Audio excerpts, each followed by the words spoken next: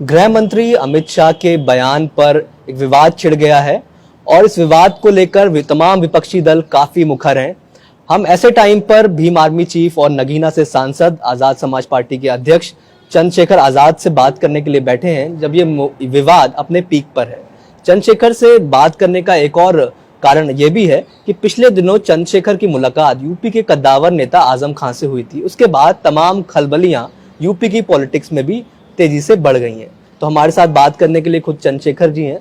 चंद्रशेखर जी, सबसे पहला सवाल यही है कि जो अभी इस समय का सबसे लेटेस्ट मुद्दा चल रहा है, अमित शाह का जो बयान आया, उसके बाद उनका जो टिप्पणी था बाबा साहब को लेके, उसके बाद आप लोग बहुत तेजी से वोकल हो गए। मैंने आपका ट्वीट देखा, आपने बड़ा लंबा ट्वीट भी किया उस पर।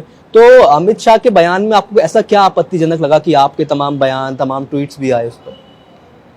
ये जहां तक मैं समझता हूं, ये जो वर्तमान भारत है, इसके निर्माण में बहुत सारे महापुरुषों की भूमिका है और उसमें एक बहुत बड़ी भूमिका जो है वो डॉक्टर बाबा साहब अम्बेडकर की है, जिसको नकारा नहीं जा सकता। ना कोई दल नकार सकता है, ना कोई दिल नकार सकता है। नॉर्थ से लेके साउथ, ईस्ट से लेके वेस्ट, अगर डॉक्टर बाबा साहब अम्बेडकर द्वारा लिखित संविधान नहीं होता तो ये कनेक्ट नहीं हो पाता। उन बाबा साहब अम्बेडकर के बारे में 2 दिन पहले पार्लियामेंट में जो कॉन्स्टिट्यूशन डिबेट हुई, आज़ादी के 75 साल बाद संविधान की जो गौरवशाली यात्रा है उस पर, तो भारतीय जनता पार्टी के हर नेता ने, भारतीय जनता पार्टी के हर मंत्री ने डॉक्टर बाबा साहब अम्बेडकर से शुरू किया और उनके सामने बड़े कसीदे पटे, बड़े विपक्षी पार्टी में तंज भी कसे। जो पार्टी, और उसका भी मुझे नाम लेने में आपत्ति नहीं, कांग्रेस पे उन्होंने बहुत तीखे प्रहार किए कि कांग्रेस ने बाबा साहब को खून के आंसू रुलाया, उनको मंत्रिमंडल पद से इस्तीफा देना पड़ा। राजनाथ सिंह जी ने बात कही और हमने ये किया, हमने वो किया। मैं इस बात को इग्नोर नहीं कर रहा हूँ, ये बात सच भी है। उस समय के तत्कालीन कांग्रेस नेताओं ने बाबा साहब से आमने सामने की लड़ाई लड़ी। बाबा साहब को हिंदू कोड बिल और पिछड़े वर्ग के लोगों को जो अधिकार दिलाना चाहते थे, उन पे कई चीजों पे आके इस्तीफा भी देना पड़ा। उनका ये फैशन बन गया है। लेकिन कल जिस तरह की टिप्पणी, और वो टिप्पणी कल भी वो कांग्रेस पार्टी और उनके द्वारा किए गए कर्तव्य पे उनको नीचा दिखाने के लिए टिप्पणी की थी, लेकिन जिस तरह का प्रयोग उन्होंने बाबा साहब अम्बेडकर के लिए, अम्बेडकर, हमारे यहाँ अम्बेडकर समुदाय, जो डॉक्टर बाबा साहब अम्बेडकर को मानने वाले लोग, उनकी भी भावनाएं, जिस तरह से बार बार अम्बेडकर, और मैं अपने मुंह से कह भी नहीं पा रहा हूँ, 4-5 बार, और उन्होंने कहा फैशन हो गया है, भगवान नहीं है, और उन्होंने कहा कि अगर इतनी बार भगवान को अगर याद करते तो इनकी 7 पीढ़ियों को जो है स्वर्ग में। अब मैं समझता हूँ वंचित वर्गों को तो, जो उनको स्वर्ग का तो पता नहीं, जिनको इस देश में अधिकार नहीं थे, अवसर नहीं थे, जिनका कोई, जिनके आत्मसम्मान का, जिनके भावनाओं कोई वैल्यू नहीं थी। इवन मैं औरों को नहीं कहता, मैं अपने ऊपर लेता हूँ। अगर आज भारत में संविधान नहीं होता और उस संविधान में वंचित वर्गों के लिए स्पेशल प्रोविजन नहीं होते, तो आज Chandrashekhar Azad member of parliament नहीं हो। इस देश की करोड़ों महिलाओं को जो मुख्य धारा में लाने का काम किया, एजुकेशन से लेके उनके रिप्रेजेंटेशन का वो जो अवसर उनको मिला है, वंचित तबकों को जो अवसर मिला है, वो सब संविधान की वजह से पॉसिबल हो पाया। तो हो सकता है अमित शाह जी बाबा साहब अम्बेडकर को भगवान ना मानते हो, मानना भी नहीं चाहिए, वो उनकी अभिव्यक्ति की आज़ादी है, उनकी धार्मिक आज़ादी है, लेकिन इस देश में करोड़ों अरबों ऐसे लोग हैं जो डॉक्टर बाबा साहब अम्बेडकर को अपना मुक्तिदाता मानते हैं। हम तो उनके अनुयायी हैं, हम भक्त भी नहीं हैं उनके, और हम क्योंकि बुद्ध को भी मानने वाले लोग हैं, जिन्होंने कहा आपो दीपक भव, अपना दीपक स्वयं बनो, तो हम तो उनके अनुयायी हैं। आज हमारी भावनाएं को ठेस पहुंची है उनके इस तरह से बाबा साहब अम्बेडकर के ऊपर टिप्पणी करने, इसलिए हम लोग अपना आक्रोश जाहिर कर रहे हैं कि ना सदैव कांग्रेस रही है जो कहती थी भाई एक छत्र राज, और ना सदैव भाजपा रहेगी, लेकिन बाबा साहब अम्बेडकर सदैव थे, सदैव है, और जब तक भारत का इतिहास रहेगा बाबा साहब अम्बेडकर रहेंगे। लेकिन जो प्रोटेस्ट हुआ अमित शाह के बयान के बाद, तो आप उस प्रोटेस्ट में उतनी मुखरता से नहीं दिखे, लेकिन आपने बयान दिया कि हम इसका बदला लेंगे इस अपमान का। तो क्या अलग से कुछ प्रोटेस्ट की तैयारी है? नहीं, मैं स्पष्ट रूप से कर दूं, मैं किसी के पीछे नहीं खड़ा होता। बाबा साहब अम्बेडकर ने मुझे सामने खड़ा होना सिखाया, किसी पीछे खड़ा होना नहीं सिखाया। और मैं यहाँ ये भी स्पष्ट कर दूं, और जबकि आज के समय में हमें भारतीय जनता पार्टी के नेताओं द्वारा जो टिप्पणी की गई उस पर जवाब मांगना है। लेकिन कांग्रेस ने भी कोई कमी नहीं छोड़ी। एक लंबा इतिहास है जिसमें हम महसूस करते हैं जिस तरह के बयान, पुराने बयान पूर्व प्राइम मिनिस्टर के दोहराए भी गए। ठीक है, ये उनकी सोच थी, लेकिन ये भी सच है कि आज जो भारतीय जनता पार्टी के लोगों को मौका मिला है वो कांग्रेस की वजह से मिला। अगर कांग्रेस की सरकारों ने अच्छे इस तरह के उनके नेताओं ने स्टेटमेंट नहीं दिए थे तो आज भाजपा मुखर नहीं होती। शायद उनका निशाना उस पर था कि राहुल गांधी जो संविधान की किताब लेके रैलियों में जाते थे, जिस तरह से अखिलेश यादव बात करते थे, तो वो निशाना उस पर, आप उसको किस तरह से देखते हैं? प्रशांत जी, राहुल गांधी, अखिलेश यादव संविधान नहीं, भारतीय जनता पार्टी देश नहीं है, कांग्रेस पार्टी देश नहीं है। अगर इंदिरा गांधी जी को भी प्राइम मिनिस्टर बनने का मौका मिला तो ये संविधान की वजह से मिला। मैं आपको स्पष्ट कर रहा हूं, कोई भी पार्टी देश नहीं है और कोई भी नेता, मैंने कहा ना, सदैव नहीं रहेगा। अगर उनको उनके ऊपर कोई टिप्पणी करनी है तो वो सामने से उनका नाम लेकर टिप्पणी करें। लेकिन बाबा साहब अम्बेडकर की ओट में ओछी राजनीति की कोई जगह नहीं। इससे पूरे देश के और दुनिया में रहने वाले डॉक्टर बाबा साहब अम्बेडकर को मानने वाले अनुयायियों में एक बहुत चिंता और एक बहुत गुस्सा पैदा हुआ है जिसको शब्दों में बयान नहीं किया जा सकता है। इसलिए मैं तो उनकी भावनाओं को संभालने की कोशिश कर रहा हूं, क्योंकि आपको पता, परभनी में इन्हीं बाबा साहब अम्बेडकर के स्टैचू और संविधान की प्रतिकृति को नुकसान पहुंचाने के बाद इतना बड़ा बवाल हुआ। तो आप क्या चाह रहे हैं, माफी मांगे गृह मंत्री या क्या करें? नहीं, मैं फिर कह रहा हूं, आरएसएस का एक इतिहास है माफी मांगने का। मुझे आरएसएस उस पर कोई वो नहीं है। मैं गृह मंत्री जी का बड़ा सम्मान करता हूं। मैं नहीं कहता उनको खुद सोचना है, क्योंकि मैंने तो अपने लोगों को कहा कि हम किसी का भी उधार नहीं रखते हैं, सूद समेत वापिस करेंगे समय आने पे। और संविधान के द्वारा जो वोट की शक्ति हमें मिली है, वोट की शक्ति से जो है हम लोग इसको सूद समेत वापिस करेंगे। सुरक्षा भी दी है आपको उन्होंने, सुरक्षा भी मिली हुई है आपको। हम भी उनको जो है, अब क्या लोकतंत्र में एक चुने हुए सांसद को सुरक्षा नहीं मिलनी चाहिए? ये उन्होंने दी है। उनको गृह मंत्री का पद संविधान ने नहीं दिया क्या वो सुरक्षा छोड़ सकते हैं क्या? आप मुझे तो गोली चलो, उन पे गोली चलिए क्या? फिर एक पॉलिटिकल सवाल पे इसी पे आ जाते हैं। मैं स्पष्ट कर दूं, उन्होंने जो बयान दिया उसमें जो शब्दावली है उसको लेके मेरी घोर आपत्ति है। अभी प्राइम मिनिस्टर ने भी ट्वीट किया, आपको पता है? 1 घंटे पहले प्राइम मिनिस्टर ने 5 से 6 ट्वीट करके इस पे अपनी बात रखी। और ये इसलिए रखनी पड़ी है बात, प्राइम मिनिस्टर 5-6 ट्वीट नहीं करते ऐसे। वो देश की राजनीतिक नब्ज को समझते हैं। वो समझते हैं कि इससे अम्बेडकरवादियों में कितना गुस्सा पैदा हुआ है और उनके गुस्से का सामना सरकार कर सकती नहीं कर सकती है।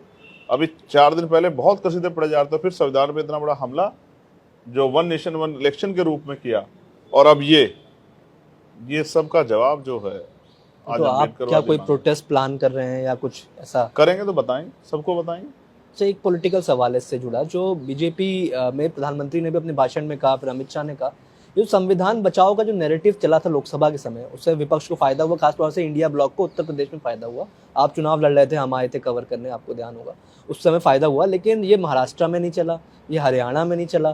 तो ये संविधान बचाओ वाला जो एक नारा चला था वो 4 महीने में ही चला गया।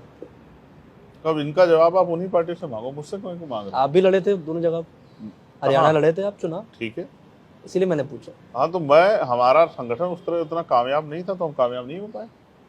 महाराष्ट्र में हम बहुत करीब से सीट जीतते रुके, 22 राउंड तक हमारा प्रत्याशी आगे चलता रहा। मैं आपको फिर स्पष्ट कर दूं, आप देखिए मुकाबला किनका कर रहे हैं। कोई 100 साल पुरानी पार्टी है, कोई 100 साल पुराना संगठन है, किनके पास इतने इंस्टीट्यूशन हैं, किनके पास इतने रिसोर्स, हम उनका मुकाबला कर रहे हैं। ये संविधान की वजह से पॉसिबल हुआ है। और अगर संविधान का आप ये बात करोगे कि संविधान की रक्षा की बात, तो संविधान, बाबा साहब अम्बेडकर ने कहा कि संविधान को हटाने के लिए, संविधान को नुकसान पहुंचाने के, संविधान को बदलने की जरूरत नहीं है।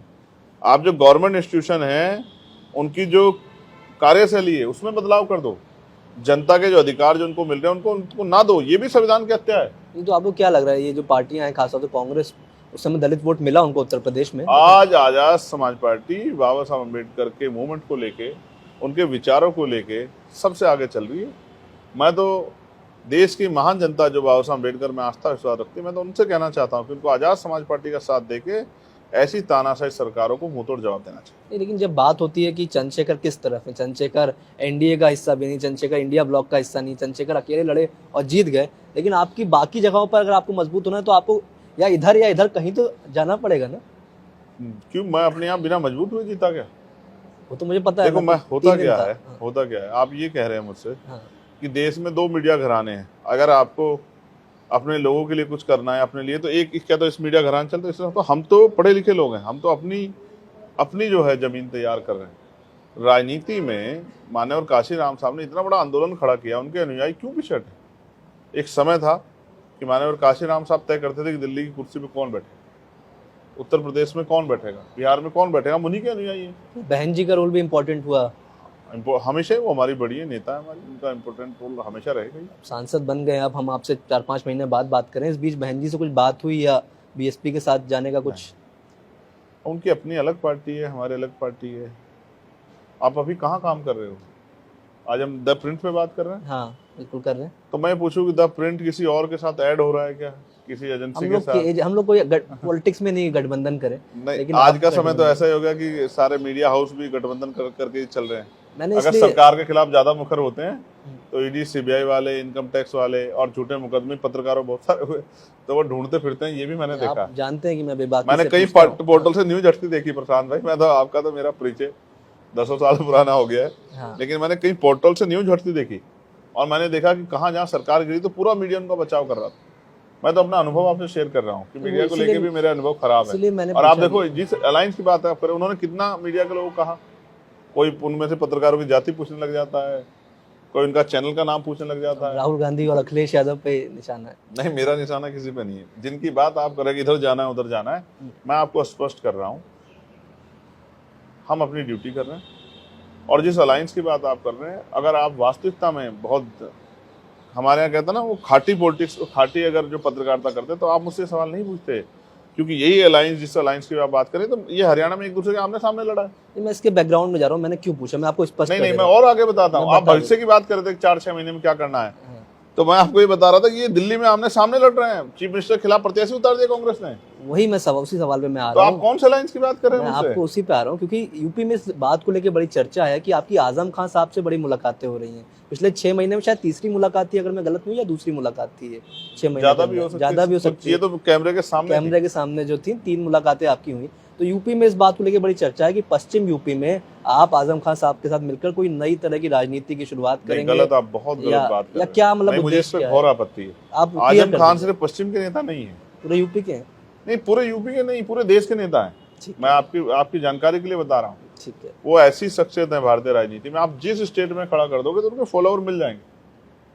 जैसे मीडिया ने मुझे बहुत कहा कि चंद्रशेखर पश्चिम के, लेकिन उसी समय मैंने 80,000 से ज्यादा वोट जो है उसी उपचुनाव में, जहां इंडिया अलायंस को वोट दे रहे थे, एनडीए को वोट दे रहे थे, वहां मैंने 80,000 से ज्यादा वोट प्राप्त किए। देश की जो राष्ट्रीय पार्टी है उनको अपने से पीछे छोड़ दिया। 2024 के लोकसभा चुनाव में कहा, सिद्धार्थनगर, डुमरियागंज लोकसभा, आप ऑन रिकॉर्ड चेक कर लो। चौधरी जो आपके कैंडिडेट, हाँ, अमर सिंह चौधरी, मैं पूरा ट्रैक करता हूँ। यस। और अभी मैंने महाराष्ट्र में अमरावती में हम 3-4 हजार वोट से हारे, मुझे पता है। और राजस्थान में मेरे ऊपर आरोप लगाया जाता है, मीडिया मेरा कद छोटा करने के लिए, हमारे आंदोलन को छोटा करने के लिए कहती है कि ये पश्चिम के, लेकिन आप नहीं बताओगे कि राजस्थान में हम 3 सीटें बहुत कम अंतर से हारे। मध्य प्रदेश की सीट हम 10-11 हजार वोट से हार गए। तो मैं ये बात इसलिए बता रहा हूँ कि जैसे आपने आजम खान साहब कद कम कर दिया कि साहब वो पश्चिम, मैं आपको ये बता रहा हूँ, कुछ नया कर रहे हैं आप वहाँ पे। नहीं, मैं आपसे फिर कह रहा हूँ, जैसे आपके मेरे संबंध है, अगर आपको कुदरत ना करे, आपके साथ कोई परेशानी हो जाए, तो एक दोस्त होने के नाते मेरा फर्ज बैठता है संबंधों के आधार पे भी कि मैं आपके दुख सुख में आपके साथ खड़ा हूँ। और हमारे यहाँ तो ये सिखाया गया संस्कार में कि आप सुख में जाओ ना जाओ, लेकिन दुख में साथ खड़े हो। आज जिस तरह से राजनीतिक विरोध के कारण उनको, उनके परिवार को सताया जा रहा है, एक जिम्मेदार साथी होने के नाते मेरी जिम्मेदारी बैठती है कि इस समय मैं उनके साथ खड़ा हूँ और मैं अपनी ड्यूटी कर रहा हूँ। आप जैसे ही मिलके आए उनसे, उनका पत्र आ गया कि इंडिया अलायंस मुस्लिमों का ध्यान नहीं रख रहा है, तो लोग ऐसा मान के चल रहे हैं कि आप और वो मिलके कुछ राजनीति नई तरह सुगबुगाहट है कि अब देखो, वो बड़े नेता है, मैं उन पे क्यों टिप्पणी कहूंगा। अब उनको कोई बात महसूस हुई तो उन्होंने अपना पत्र जारी किया। उनकी पार्टी उनका उस तरह से साथ नहीं दे रही है। अब ये तो आप बता सकते हो, आपसे मुलाकातें ज्यादा, आपका एनालिसिस ज्यादा होगा। रही बात, मैंने और बच्चों की आवाज उठाई जो दिल्ली में बंद हैं, खालिद हो, उमर खालिद, मिरान हैदर हो, खालिद सैफी हो, कितने कितने लोग हैं, गुलिस्ता फातिमा हो, कितने लोग हैं जेल में बंद हैं 5-5 साल से। और मुझे लगता है अगर वो बरी हो गए बाइज्जत, कल जब उनको उनका केस जो है कोर्ट में, और वो निर्दोष पाए गए, तो इनके ये समय कौन लौटा के देगा? मेरा सवाल ये। बहुत बड़े बड़े भ्रष्टाचार के आरोप जिन पे लगे उनको बेल मिल गई, लेकिन खालिद को, मिरान हैदर को, दूसरे उमर खालिद को, गुलिस्ता फातिमा को, इन सब लोगों को बेल नहीं मिलेगी। आप सब जगह पहुंचते हैं, हमने खुद देखा, प्रोटेस्ट में भी हर जगह जाते हैं, कोई जेल में बंद होता है, आप मिलते हैं, लेकिन राजनीतिक बात मैं कर रहा हूँ कि जिस तरह से उत्तर प्रदेश के एक न्यायाधीश ने बहुसंख्यक और अल्पसंख्यक पे जो टिप्पणी की है, उसके बाद न्यायपालिका पे कहीं ना कहीं बहुत बड़े सवाल खड़े हो रहे हैं, और सुप्रीम कोर्ट ने उसका संज्ञान भी लिया। इसलिए जो राजनीतिक विरोधी है उनको निपटाने के लिए जिस तरह से सत्ता का दुरुपयोग किया जा रहा है, वो किसी से छिपा नहीं है, और उसी का खामियाजा दिल्ली वाले लोग बंद हो, या जो उत्तर प्रदेश में जिनका आप जिक्र कर रहे हो, जो बड़े नेता जिनके बारे में आपको, वो भी जो जेल में बंद है, वो अपने समाज के बड़े नेता हैं। तो उनके लिए भी मैं कहूँगा कि सिर्फ राजनीतिक विरोध के कारण ही इनको रोका गया, बंद किया गया। आखिरी में एक दो सवाल पूछ ले रहा हूँ। ये एक सवाल बहुत क्लियर है, आप हमेशा, आपने अभी इंटरव्यू में भी कहा कि आपको ऐसा लगता है सिर्फ दो ही पार्टियां हैं या दो ही अलायंस हैं, आप या तो एनडीए या नहीं, तीसरा। आप वन नेशन वन इलेक्शन को पढ़ो ना, हाँ, उस बिल को पढ़ोगे तो आपको महसूस हो जाएगा कि सरकार यही चाहती कि राष्ट्रीय पार्टियां रहें, क्षेत्रीय पार्टियां खत्म हो जाएं। वो चाहती है कि राज्य के अधिकारों पर भी वो कब्जा कर लें, वो राज्य का कार्यकाल खुद तय करना चाहती हैं, वो संघीय ढांचे को खत्म करना चाहती हैं। वन नेशन वन, क्या यह सरकार बाबा साहब की सोच से बड़ी होगी? जिस बात को बाबा साहब ने नहीं सोचा, उस सोच से बड़ी होगी सरकार? मैं आपको स्पष्ट तौर पर कहना चाहता हूं, देश को तानाशाही की तरफ भारतीय जनता पार्टी की सरकार ले जाना चाहती है, और अगर आप बंद कमरे में उनके सहयोगियों से पूछोगे, वो भी इसके खिलाफ नजर आएंगे। आप इस बार पहली बार संसद में आए हैं, एक और नेता हैं वो भी पहली बार संसद में आई हैं, और आते ही पिछले 3-4 दिन में बड़ी चर्चा में है, प्रियंका गांधी। जब आप चोटिल हुए थे तो आपको देखने वो मेरठ आई थी, मैं भी उस वक्त मौजूद था वहाँ पर जब वो आई थी, आपको ध्यान होगा उस वक्त। तो प्रियंका गांधी से कुछ संवाद हुआ संसद में, या आप पिछले एक हफ्ते का उनका जो एक तरीके से स्पीच रही हो, उसको कैसे देखते हैं? बहुत शानदार बोली। हाँ, और मैं उनको बड़ी बहन मानता हूँ, दीदी से के नाम से पुकारता हूँ, वो बहुत शानदार बोली। अभी मुझे 2 दिन पहले मिली भी थी हाउस में। क्या कहा? बता दीजिए आज क्या नहीं, कुछ नहीं कहा उन्होंने। जब आमना सामना तो कहा कि क्या अपनी दीदी को भूल गए? तो मैंने कहा नहीं, बड़ी बहन को कोई हमारे यहाँ नहीं भूलता है। तो दीदी अपने भाई को बुलाएं अगर 27 में, तो क्या मतलब बुराई क्या मैंने है? कहा कि देखो, रिश्ते, मैंने आपसे कहा, जैसे आजम साहब अभी भी समाजवादी पार्टी में, हाँ, लेकिन जो रिश्ते होते हैं वो राजनीतिक दल के या किसी और फाउंडेशन के अधीन नहीं होते हैं। आप किसी को अगर भाई मानते हो या बहन मानते हो या किसी का सम्मान करते हो, तो बहुत सारे ऐसे नेता जो दूसरी पार्टियों में उन्हीं का सम्मान करते हैं, उनसे भी हमारे रिश्ते हैं। लेकिन उन्होंने कहा कि दीदी को भूल गए, तो आपने क्या कहा? मैंने कहा नहीं भूला हूं। तो मैंने फिर कहा आपसे, ये राजनीति में इतना सम्मान एक दूसरे का तो होना चाहिए। अभी हम क्रिकेट मैच खेले टीवी के खिलाफ, तो उसमें हमारे कैप्टन जो है वो अनुराग ठाकुर, वो भारतीय जनता पार्टी के, और कांग्रेस के भी, वो देखा, वो और समाजवादी के भी थे, और अन्य पार्टियों के भी थे। तो इसका मतलब ये थोड़ा कि कल हम पार्लियामेंट में अगर कुछ गलत करेंगे तो लड़ेंगे नहीं। तो ये पार्लियामेंट के अंदर की लड़ाई अलग है, सड़क की लड़ाई अलग, और वैचारिक लड़ाई हमारे पार्लियामेंट की लड़ाई के साथ कनेक्ट होती है। लेकिन आम जीवन में, क्योंकि दुनिया बहुत छोटी है, एक दूसरे की जिस तरह से वहां मदद की, हम तो सरकार की यहाँ भी चाहते हैं कि सरकार अगर अच्छे काम करे तो हम उनकी प्रशंसा करने, एक सरकार करती नहीं। आखिरी के छोटे छोटे 2 सवाल। मैं आपका कैंपेन कवर करने नगीना आया था, उस वक्त बड़ी चर्चा हुई थी कि आकाश आनंद की उस दिन ही रैली थी, अगले दिन ही वहाँ पर। अब आज की तारीख में आप तो संसद में आ गए, लेकिन आकाश आनंद उस तरीके से अब एक्टिव नजर नहीं आ रहे, हरियाणा में थे उस तरह से नहीं आ रहे। तो क्या आपको लगा कि मतलब उनको भविष्य क्यों, कैसे देखते हो? आपने उस समय कहा, टिप्पणी की थी वो मेरे छोटे भाई हैं, आज भी यही कह रहा हूँ कि मेरे छोटे भाई हैं। उस दिन शायद आप नहीं मान रहे थे, मैं आपसे कहता कि हम नगीना जीत रहे हैं। मैं मान रहा था। अब आप आज कह रहे हैं कि मान रहे थे, लेकिन मैं उस दिन भी कह रहा था कि हम जीत रहे हैं। और आकाश आनंद मेरे छोटे भाई, हमेशा कभी उनको मेरी जरूरत पड़ेगी तो मैं उनके सबसे करीब खड़ा हूँ। उनको कौन रोक रहा है, क्यों इतना आगे? अब ये तो आप जानते होंगे, मैं किसी के बारे में कैसे टिप्पणी कर सकता हूँ? कि उनको फ्री हैंड नहीं मिल रहा है, या आप जाके पूछो। आप चाहते हैं नए दलित युवक आए? मना कर रहे हैं क्या? नहीं, मेरे हमने तो बहुत तैयार किए हैं, हम्म। हजारों की संख्या में दलित समाज में, पिछड़े समाज में, आदिवासी समाज में, माइनॉरिटी में, मुस्लिम, जैन, सिख, ईसाई समाज में, बहुत समाज में बहुत नेता तैयार किए हैं। पूरे देश में हमारा जो संगठन है वहाँ लीडरशिप तैयार हो रही है। हम तो कर रहे हैं आजाद समाज पार्टी भीम आर्मी के माध्यम से, बहुत बड़ी लीडरशिप है एक हम पे जो तैयार हो। ठीक है, आप अच्छी बात है, आप लीडरशिप तैयार कर रहे हैं। चलते चलते आखिरी सवाल मेरा। मैं तो आपको भी कहूंगा कि आप जैसे नौजवान साथियों को, आपको भी राजनीति में आना चाहिए। नहीं, मैं पत्रकार ही ठीक हूँ। मेरा आखिरी सवाल है चलते चलते। 2027 में अभी 2.5 साल है जो यूपी का चुनाव है, बड़ा चुनाव है और आपके लिए बहुत अहम होने वाला है, क्योंकि अब आप सांसद बनने के बाद पूरी लीड करेंगे वहां पर, और ये उपचुनाव नहीं, ये मेन चुनाव होगा। अगर ऐसे में अगर आपके पास ऑफर आता है इंडिया ब्लॉक का, कांग्रेस और समाजवादी पार्टी को लगता है और कि आपको साथ में लिया जाए और वो कोशिश करते हैं, तो चंद्रशेखर जाएंगे अखिलेश यादव पहले के आप साथ कि उनके नहीं? नेताओं से इन सवाल का जवाब पूछ के आना, फिर मैं जवाब। दीदी ने तो पूछ ही लिया, आप भूल गए। नहीं, फिर मैंने आपसे कहा, आप उसको पॉलिटिकल कर रहे हो। हाँ, लेकिन मैं झूठ नहीं बोलता, तो मैंने आपको सच बताया। और मैं आपसे ये कह रहा हूँ फिर कि जब उनकी पार्टी के लोग इस पे कोई जवाब देंगे तब मैं इस पे जो है अपनी बात। अभी लेकिन अकेले ही चलने का इरादा है? अभी आजाद समाज पार्टी बहुत अच्छा काम कर रही है और उपचुनाव में हमने कई सीटों पे बहुत अच्छे वोट प्राप्त किए। धीरे धीरे ये काम आगे बढ़ेगा, आप देखना। दिल्ली और बिहार चुनाव में क्या रहेगा? ये पार्टी के फैसले, मैं उस पर अभी कुछ नहीं कहना चाहता। बहुत शुक्रिया चंद्रशेखर जी हमसे बात करने के लिए। चंद्रशेखर आज़ाद, नगीना से सांसद, बहुत ही वोकल रहते हैं मुद्दों पर, इन्होंने खुलकर हमसे बात रखी। बहुत शुक्रिया द प्रिंट से बातचीत करने के लिए।